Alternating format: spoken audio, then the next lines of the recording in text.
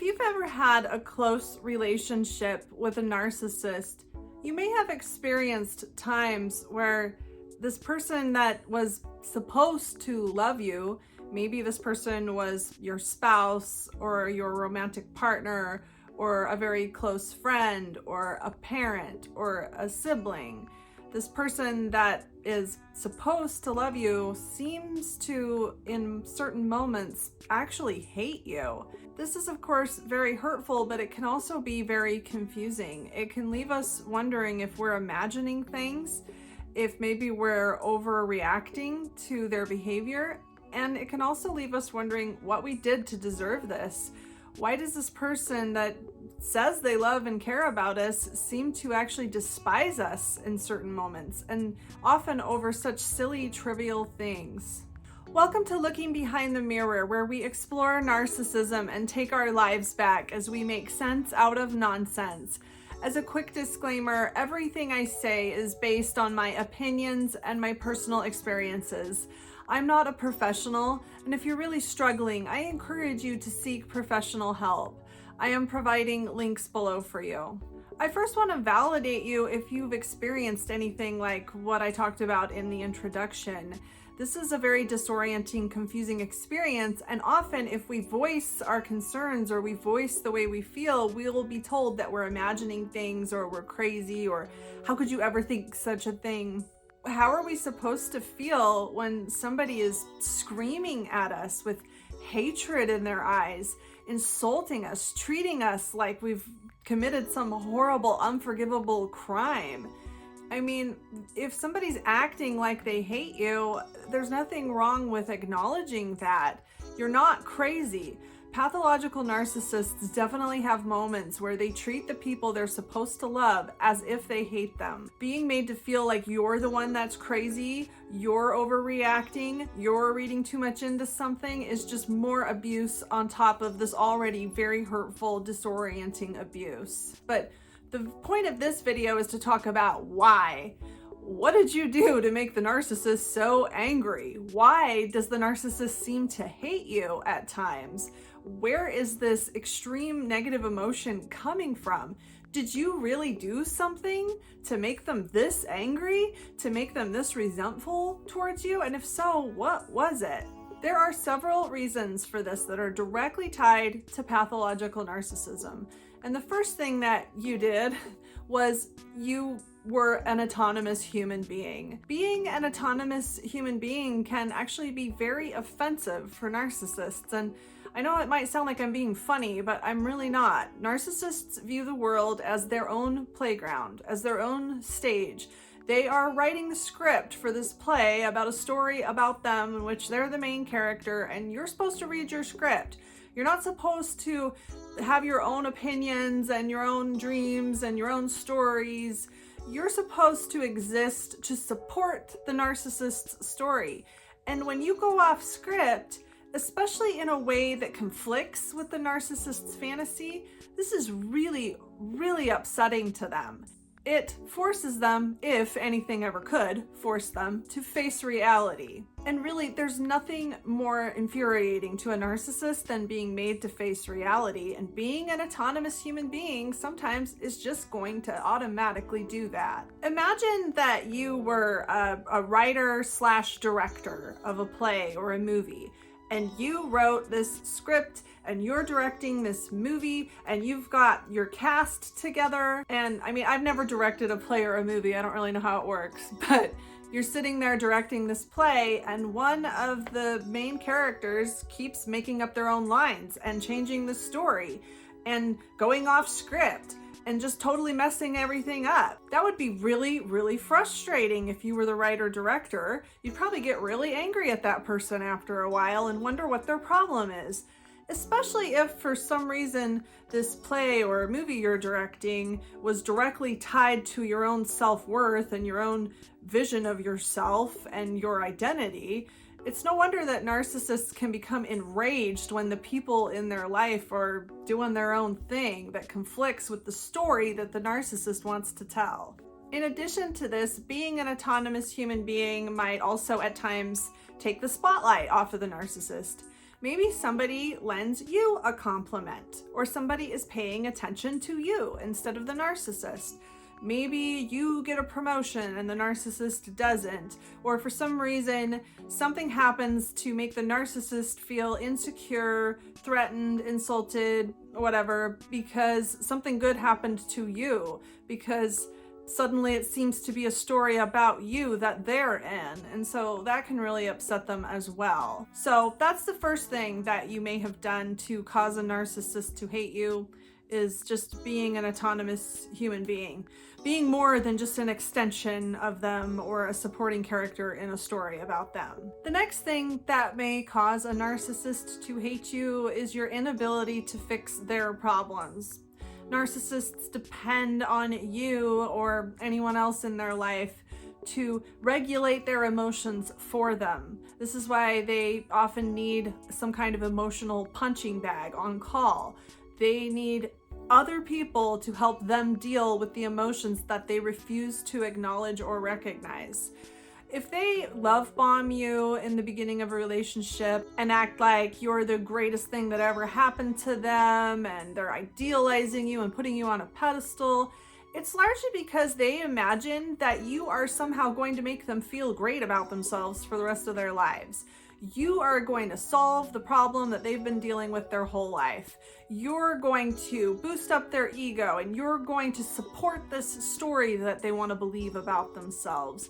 You're the missing puzzle piece that's going to keep this fragile ego and fragile fake identity together for them. And when you fail to do that, which everybody is destined to fail at some point, you've betrayed them somehow. You've gravely disappointed them. You've let them down. You've broken a promise that you didn't even know that you made. You were supposed to keep filling this pitcher with a hole in the bottom. You were supposed to keep pouring energy into this bottomless pit, into this black void. You were supposed to keep throwing yourself into this relationship until there was nothing left in you, and then just keep throwing more of yourself into this relationship, because the narcissist certainly can't be bothered to identify their own emotions or deal with their own problems or look themselves in the mirror. You're supposed to be there to numb all their feelings for them, to make them feel great and support this story that never ends. And a narcissist can never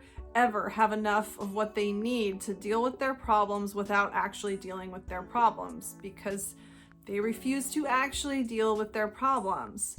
But because they refuse to ever deal with their problems, they refuse to acknowledge that these extreme emotional problems they have are not your responsibility or your fault. That's part of their refusal to deal with the problems, is their refusal to recognize that it's not your fault. So these awful feelings that they have to deal with, and these awful feelings of insecurity and deep shame that come up a little bit later in the relationship, you were supposed to fix that.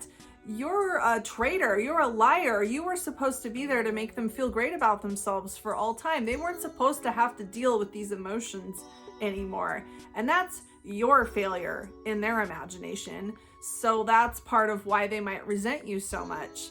Narcissists not only live in constant insecurity and shame that you're supposed to bury for them, but they also live just kind of on this uncomfortable edge of emotion, constant boredom and dissatisfaction and disappointment, a fear of being exposed, that this fake identity, this false story, this false narrative that they perpetuate is going to somehow be exposed to the world, and this fear of inadequacy. You're supposed to cover that up for them. You were supposed to make that all go away. And failing to do that is unfortunately one more reason that a narcissist may come to hate you. Another reason that a narcissist may come to hate you is that you might actually expect things from them.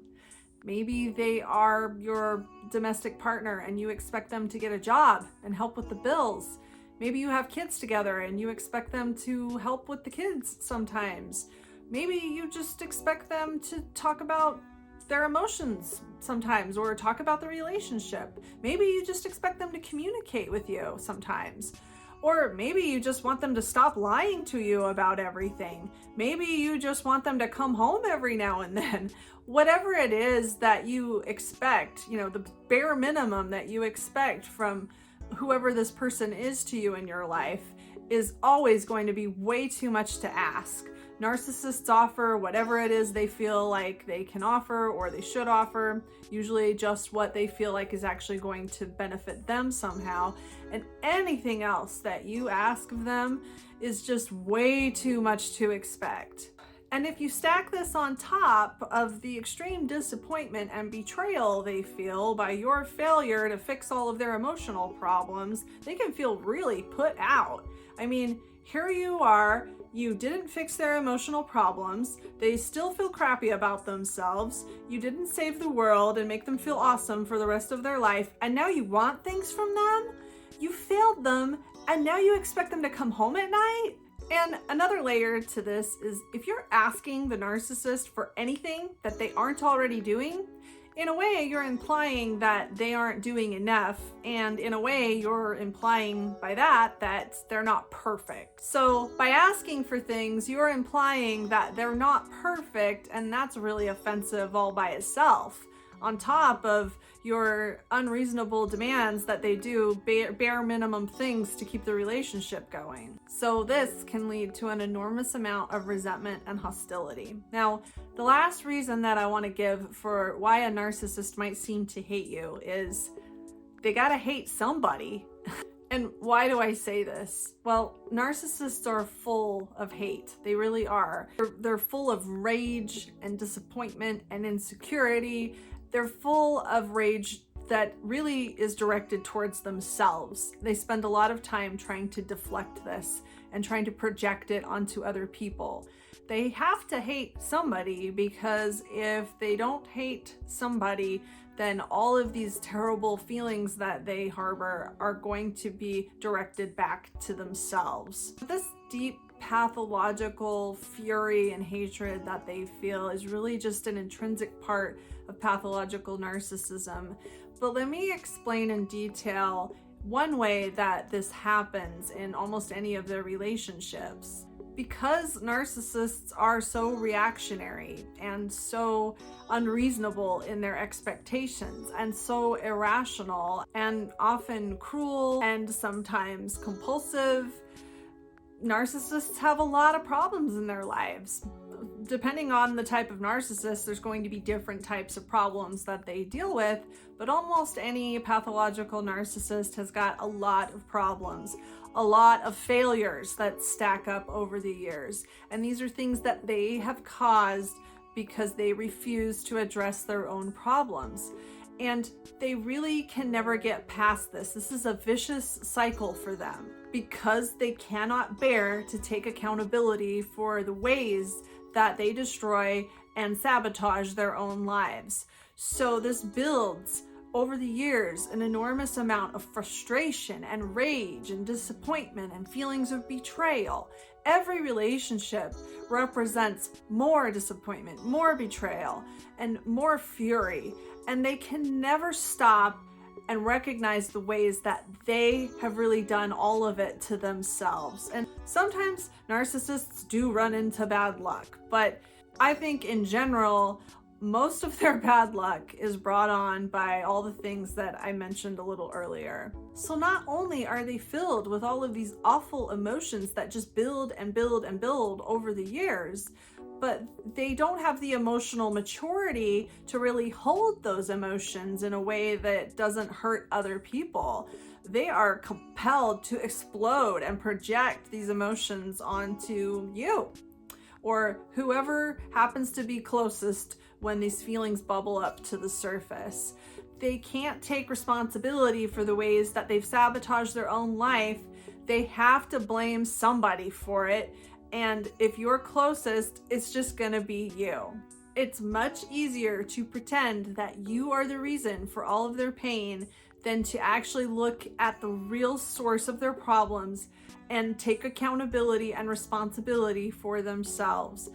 They would rather live in these awful, uncomfortable, terrible emotions without accountability than to face the pain of looking in the mirror and doing something about it. This is why they burn bridges. This is why they will treat you as if they hate you when you've probably spent years bending over backwards, doing everything they ever wanted, adoring them, trying to make them happy, and then they turn around and act like you're the worst thing that ever happened to them.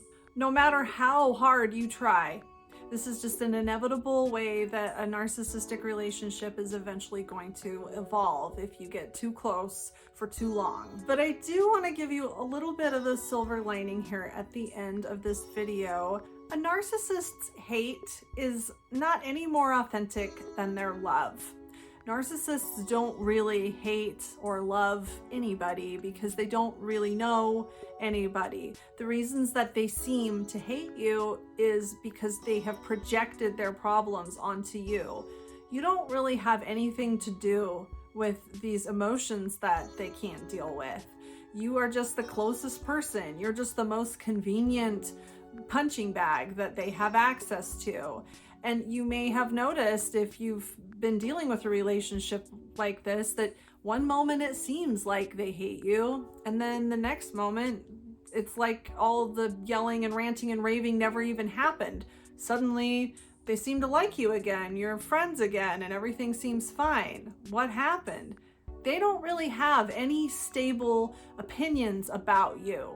They don't love you or hate you. They never did, and they never will. They will say they do, or they will act like they do based on whatever mood they're in right now, because whatever mood they're in right now is always going to somehow be your responsibility. So if they feel okay right now and feel pretty good about themselves, they're going to imagine that that's your fault, and they're going to like you, or they're going to imagine that they like you, but those feelings go right out the window. They mean nothing. They vanish the minute that they feel insecure or inadequate or angry for some reason. Suddenly that's your fault as well.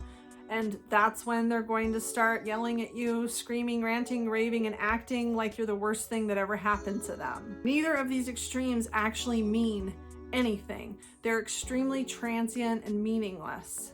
I know it's really easy to say, don't take it personally, because it is personal when somebody that you've maybe devoted your life to is treating you this way, but it's really not. And I know it's really painful to come to terms with that. It's really painful to come to terms with the fact that somebody that meant the world to you never even really saw you or had any stable opinion about you, could turn their love and hate on and off towards you like a light switch, and never have any of the feelings that they have for you mean anything in a moment that their mood changes. But I think that it may be helpful to remember this in those moments where they're looking at you with such contempt in their eyes.